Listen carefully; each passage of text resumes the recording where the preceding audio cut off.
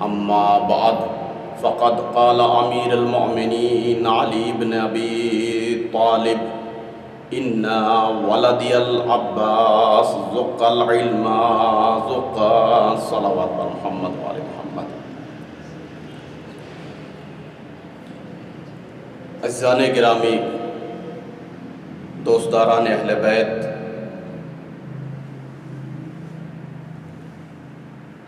آج شہدائے کربلا، تاجدار شہید حق امام حسین علیہ السلام کی مجلس میں پھر ہم جمع ہوئے ہیں۔ حب حسین، محبت امام حسین انسان کے قلوب کو جوڑ دیتی ہے۔ محبت حسین ایک ایسا کیمیا ہے کہ جو انسان کے دلوں کو زندہ کر دیتا ہے۔ آج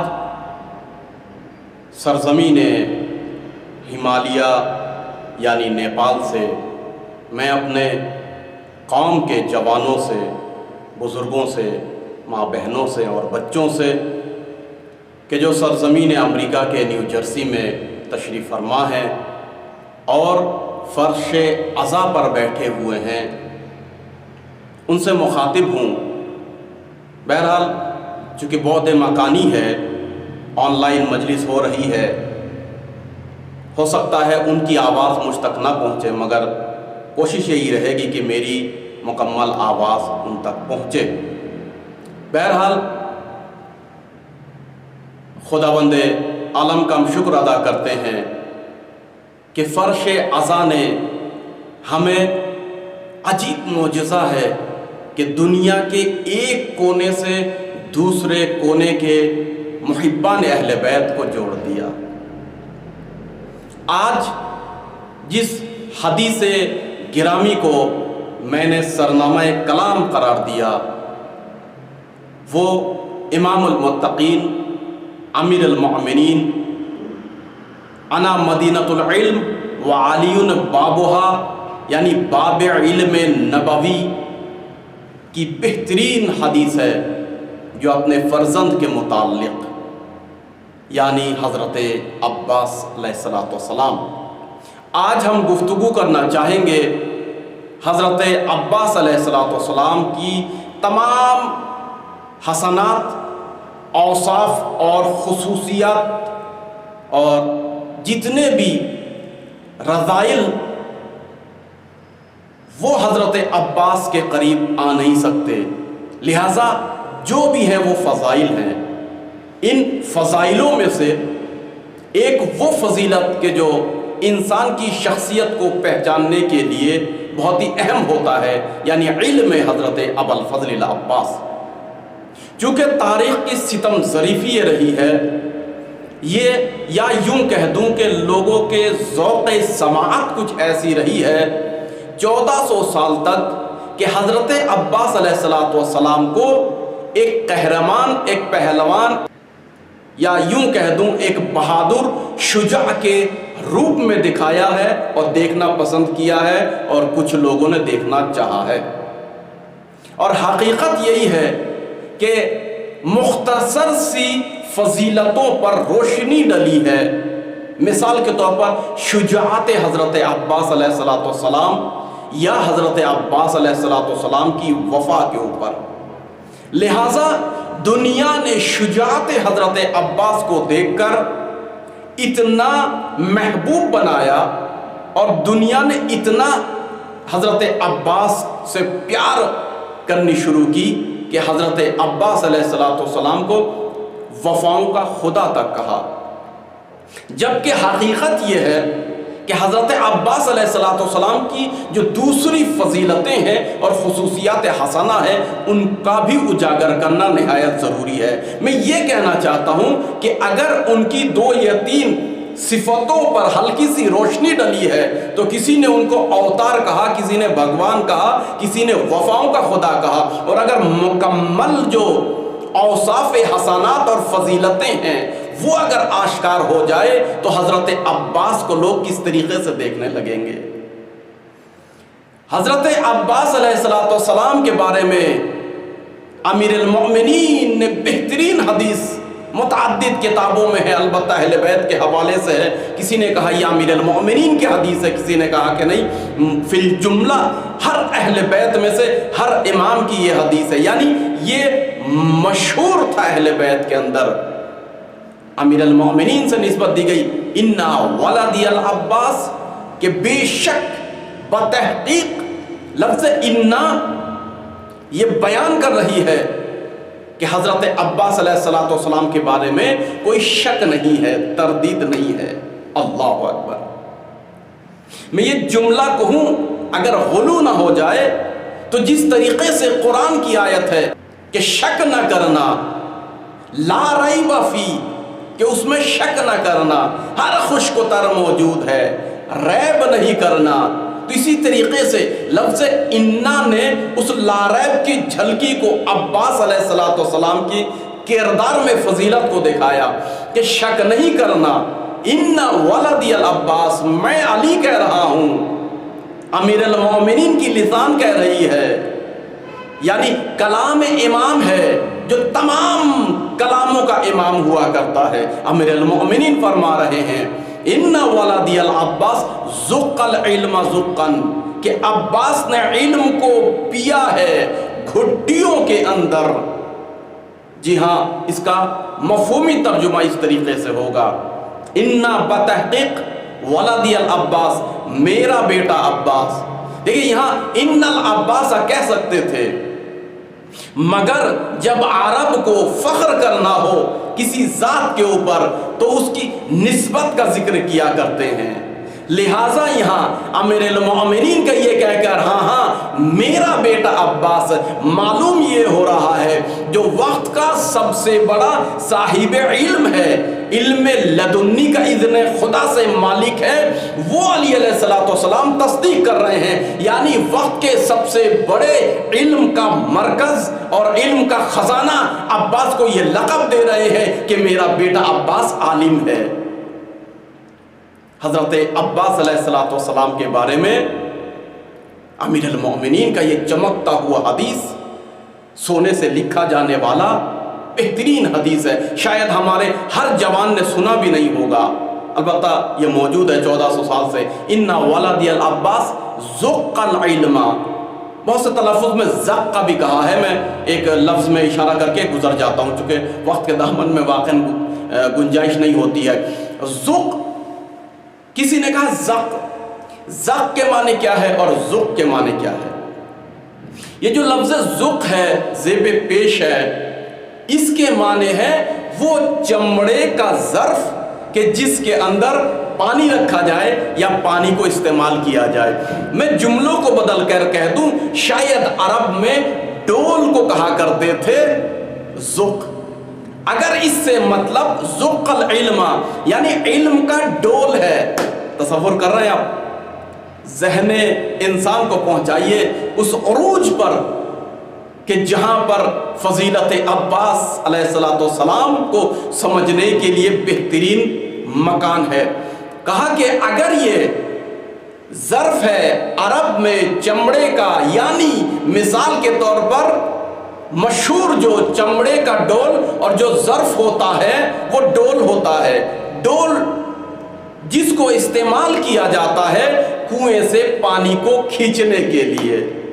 کیا مطلب؟ یعنی کنواں ہوتا ہے پانی کا مرکز، پانی کا منبع، اور یہاں کا ذق العلم یعنی یہ ڈول ہے علم کے لیے، یعنی کنویں میں علم موجود ہے اور یہ علم لیتے ہیں، خود مس کرتے ہیں، لوگوں کو بانٹتے ہیں۔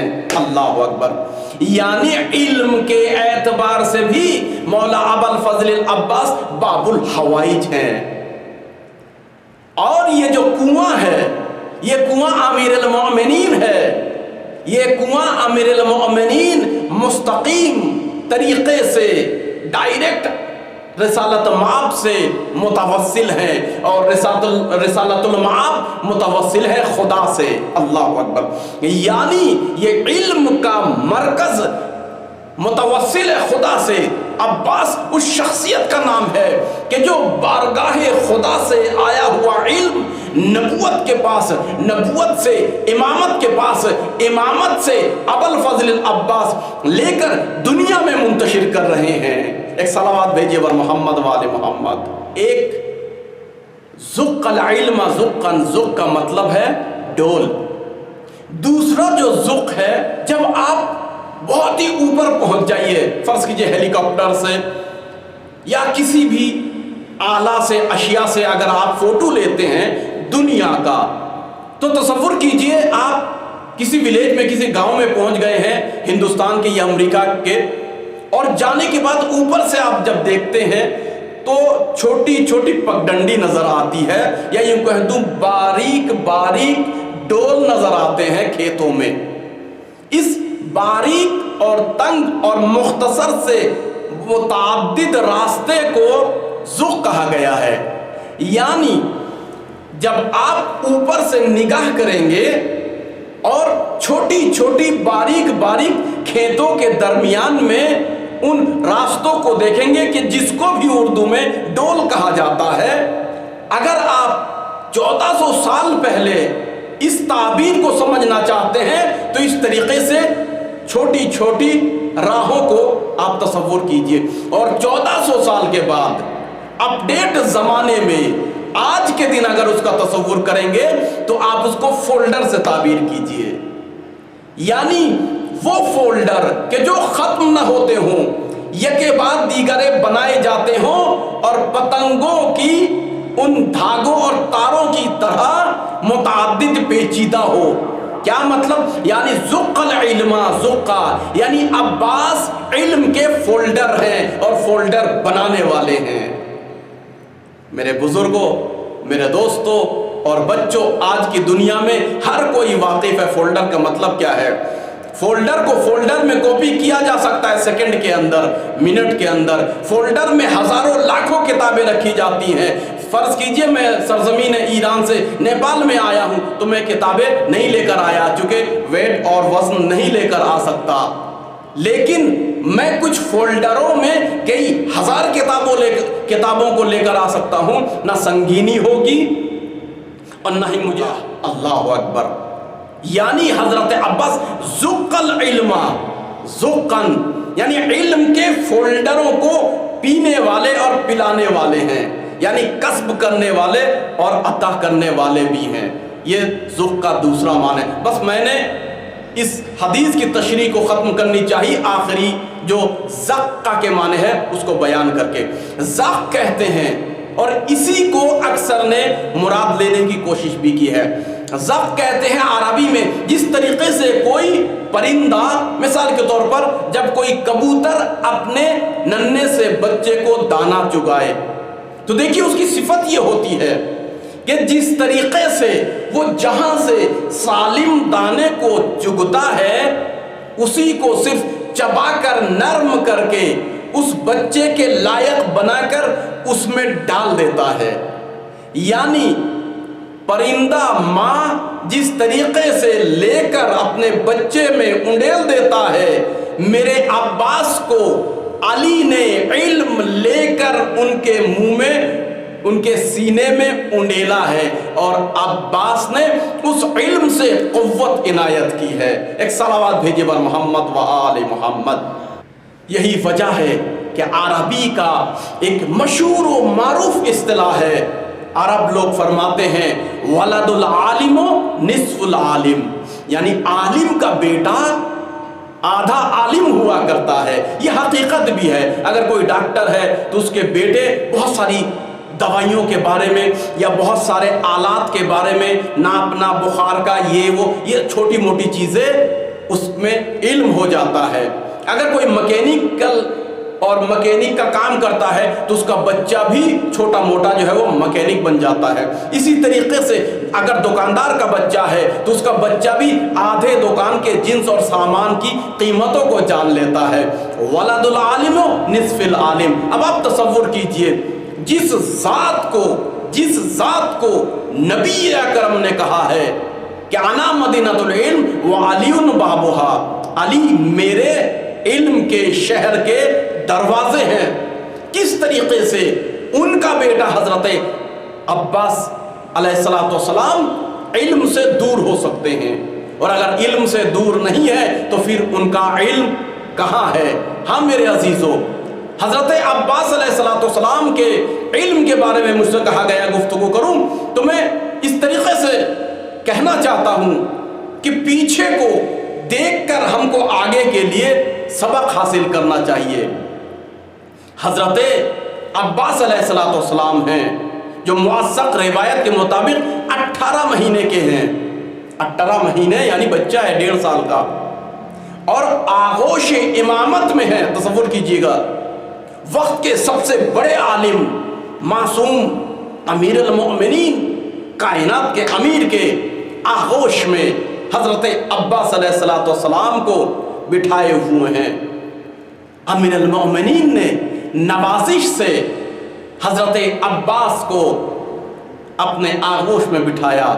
پھر اس کے بعد امیر المؤمنین فرماتے ہیں قل یا ولدی واحد، اے میرے لال کہو واحد، واحد یعنی ایک، عربی میں واحد یعنی ایک، اثنین یعنی 2، سبھی جانتے ہیں۔ بہرحال کیا مطلب؟ یعنی امیر المؤمنین علی علیہ السلام نے اپنے بچے چاہے عباس ہی کیوں نہ ہو مگر خود انہوں نے تربیت کی۔ امیر المؤمنین اکثر تربیت کے اوپر تاکید کیا کرتے ہیں، تربیت سے علی کبھی غافل نہیں ہوئے۔ امیر المؤمنین نے ہمیشہ اپنے اولاد، اپنے تمام اہل بیت کی تربیت کی طرف خیال کیا، بلکہ علی وہ ذات ہے کائنات کی بشریت کی اولاد اور فرزندوں کی تربیت کے لیے گرام بہا انہوں نے احادیث بیان کیے ہیں جن سے ہمیں سبق لینا چاہیے۔ مثال کے طور پر امیر المؤمنین فرماتے ہیں یرخص الصبی سبعا، کہ اگر تمہیں تربیت کرنی ہے تو 3 پیریڈ کا خیال رکھنا اپنے بچوں کا۔ یرخص الصبی سبعا، اپنے بچے کو 7 سال تک رخصت یعنی چھوڑو، کھیلنے دو، اسے رہا کر دو، ڈھیل چھوڑ دو، جو چاہے وہ کرے، البتہ جو جائز چیزیں ہیں وہ کرتا رہے، اس میں اس کو آزادی دو۔ یرخی کا مطلب یہاں رخصت اور آزادی۔ وَيُعَدَّبُ سَبْعًا، اور 7 سال امیر المومنین نے کہا، یہ 7 سال کا پیریڈ، اس کے بعد 7 سال، یاد رکھیے گا 3 اسٹیپ میں بتا رہا ہوں، 3 مرحلہ بتا رہا ہوں۔ اگلا جو 7 سال ہے یُعَدَّبُ سَبْعًا، یہ 7 سال اس کو ادب سکھانے میں لگائیے۔ پھر فرماتے ہیں وَيُسْتَخْدَمُ وَيَسْتَخْدَمُ سَبْعًا، اور پھر جو 7 سال ہے یعنی 14 سال سے لے کر 21 سال تک اس کو خادم کی طرح بنائیے۔ یستخدمو یعنی اس کو، یستخدمو یعنی اس کو خدمت میں کام میں لے کر آئیے۔ پانی لانا بیٹا پانی لے کر آؤ، دسترخوان بچھاؤ، مصلی بچھاؤ، دروازہ کھولو، دیکھو کون آئے ہیں، بہرحال خدمت کے لیے۔ امیر المومنین علیہ السلام نے پھر اس کے بعد فرمایا وَيَنْتَهِي طُولُهُ فِي 23، اب اگر آپ نے ایسا کیا تو یہ 23 سال تک اس میں رشد، بڑھوتری، مستحکم ہونے کی صلاحیت آ جاتی ہے۔ کیوں؟ 23 سال تک اب یہ بچہ رشد کرنے لگے گا۔ دیکھیں یہاں رشد اور طول سے مطلب رشد ذہنی اور فکری بھی ہے، رشد جسمانی بھی ہے۔ آپ اگر تربیت کے بڑے بڑے جو اسکالر ہیں ان سے اگر آپ پوچھیں اور یہ 3 اسٹیپ ان کو بیان کریں، 3 مرحلہ ان کو اگر آپ سمجھا دیں کہ میں ایسے کرتا ہوں میرا بچہ کیسا ہوگا، تو وہ بھی بیان کریں گے۔ آپ کے بچوں کی ہڈیاں مضبوط ہوں گی، قد بڑھے گا۔ کیوں؟ اس نے آزادی بھی دیکھی، پھر آزادی کے بعد ادب بھی دیکھا، پھر ادب کے بعد اس نے اس خدمت کو بھی دیکھا کہ جو انجام دے رہا ہے باپ کے لیے یا گھر کے لیے۔ پھر مرد فرماتے ہیں وہ عقلہ فی 35 اور اس کا عقل جو رشد کرتا ہے 35 سال تک، اب وہ اس کے عقل بڑھے گا، عقل میں نشر و اشاعت بہت زیادہ ہوگی۔ وما کان بعد ذلک فبالتجارب، اب چھوڑ دیجئے وہ تجربہ کسب کرتا ہے، کیوں؟ اس کے بعد 35 سال کے بعد تجربہ کسب کرنے کا وقت ہوتا ہے انسان کے لیے۔ رسول اکرم صلی اللہ علیہ وآلہ وسلم نے بچوں کی تربیت کا جو فارمولہ دیا ہے وہ 3 لفظوں میں آپ نے فرمایا ہے الولد سید 7 سنین۔ اللہ اکبر، کیا جملہ فرمایا، رسالت میں آپ قربان جاؤں۔ کہا الولد سید 7 سنین، بچے 7 سال تک سید ہوتے ہیں، آغا ہوتے ہیں، سردار ہوتے ہیں۔ یعنی میں اپنے جملوں کو کہہ دوں کہ 7 سال تک اپنے بچوں کو بادشاہ کی طرح پالیے، جو جائز چیز وہ مانگے اس کو دیجئے، جہاں وہ بیٹھنا چاہے وہاں بیٹھ جائیے، چاہے بس میں آپ کھڑے رہیے مگر سیٹ پہ اس کو بٹھائیے، بچے کی جائز چیزوں کو آپ پوری کیجئے۔ پھر فرماتے ہیں وعبد 7 سنین، اب اس کی جو تربیت ہے 7 سال کے بعد وہ غلام کی طرح تربیت کیجئے، یعنی پھر وہی تمام جائز آرڈر اس کو دیجئے، تمام کام میں اس کو شریک رکھیے۔ پھر اس کے بعد آپ فرماتے ہیں وہ وزیر 7 سنین، پھر 7 سال کا یہ کورس ختم ہو جائے تو آخری جو 7 سال ہے یہ 14 سے 21 سال تک وزیر کی طرح، یعنی ہر کام میں اس سے مشورہ لیجئے، اس کو مشورہ دیجئے۔ دیکھیے رسالۃ مآب کا یہ حدیث ہے اور کلام ہے، اس کو سمجھنے کے لیے تفسیر کی ضرورت ہے، پھر کبھی تربیت پہ گفتگو کریں گے۔ بس اتنا عرض کر دوں کہ الولد سید 7 سنین، یعنی بچپنے میں 7 سال تک یہ جو بادشاہ کی طرح، سردار کی طرح، آغا کی طرح اور لیڈر کی طرح پل رہا ہے، ہر خواہش پہ ماں باپ دھیان دے رہے ہیں اور عمل کر رہے ہیں، اس ہیکڑ میں نہ رہے۔ اگر یہی 7 سال تک آپ نے مکمل نہیں کیا اس تربیتی کورس کو اور یہیں پر چھوڑ دیا تو بچہ مغرور ہو کر رہ جائے گا۔ لہٰذا اگلا جو 7 سال ہے یعنی 7 سے 14 سال تک، اس میں کیا فرمایا آپ نے؟ عبد، غلام کی طرح رکھیے تاکہ اس کی ہیکڑ نکل جائے، اس کا تکبر نکل جائے، اس کی وہ بادشاہیت نکل جائے۔ یہ نہ سمجھے کہ زندگی بھر جو میں کروں گا وہی صحیح ہے، نہیں، بلکہ مجھے عبد کی طرح بھی رہنا ہے، مجھے عبد بھی بننا ہے، مجھے مطیع فرما بردار بھی بننا ہے۔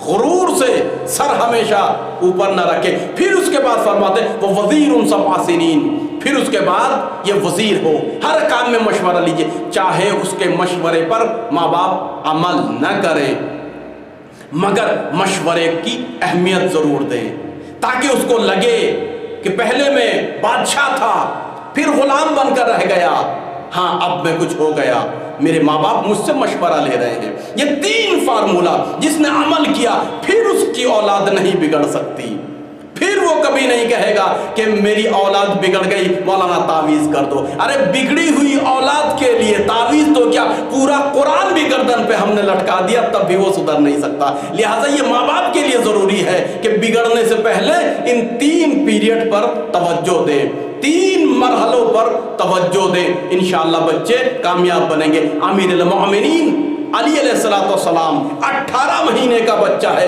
ہمارے یہاں بھی 18 مہینے کا بچہ ہے جو ابھی تازہ شاید بولنا شروع کرتا ہے یا چلنا شروع کرتا ہے، مگر یاد رہے یہ ابو الفضل العباس ہے، یہ فاطمہ کلابیہ یعنی ام البنین بنت حزام بن خالد بن دارم کے نسل سے ہیں اور امیر المومنین ابن ابی طالب کے نسل سے ہیں۔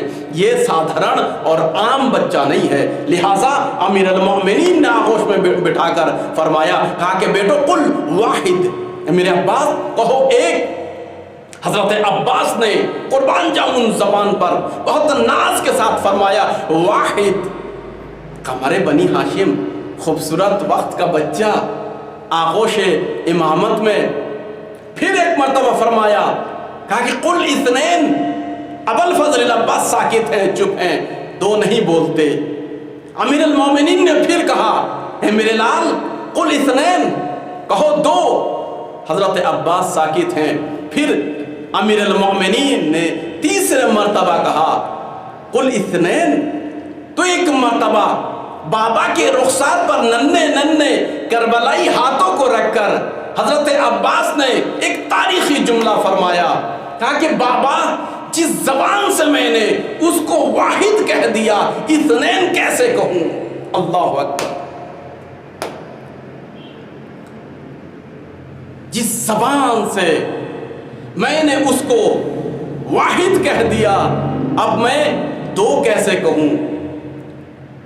امیر المؤمنین نے قمر بنی ہاشم کے پیشانی کا بوسہ لیا اور آپ نے بھی تاریخی جملہ کہا بے ابی انت و امی، قربان جائے علی کے ماں باپ تیرے اوپر۔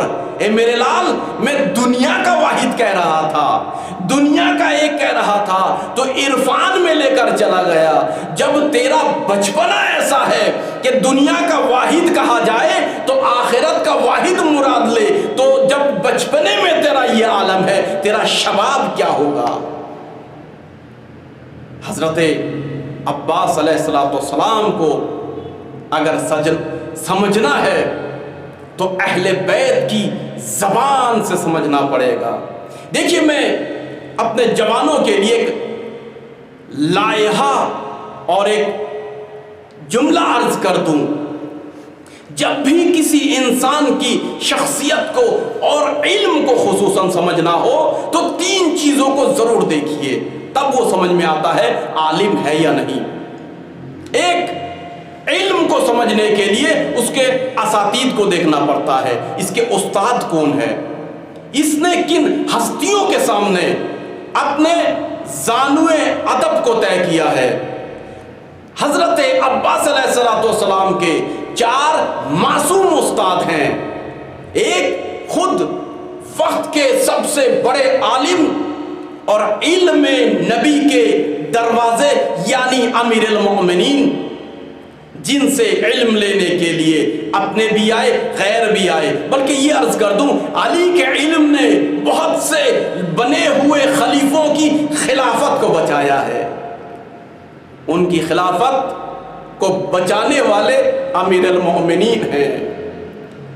جس عباس کے پہلے استاد علی ہوں، دوسرے استاد معصوم امام حسن ہوں، تیسرے استاد امام حسین علیہ السلام، مولا ابوالفضل العباس نے فرمایا ہے مشی بین یدیہ، عباس اس ذات کا نام ہے کہ جو چلتا ہی حسین کے دونوں ہاتھوں کے درمیان ہے۔ یعنی کیا مطلب؟ یعنی امام حسین کے گائیڈ لائن پر چلنے والی ذات کا نام عباس ہے، کوئی اور دوسری شخصیت نہیں ہے، یہ کوئی دوسرا راستہ عباس کے لیے نہیں ہے، بس جو راستہ حسین طے کر کے دیں۔ اللہ اکبر۔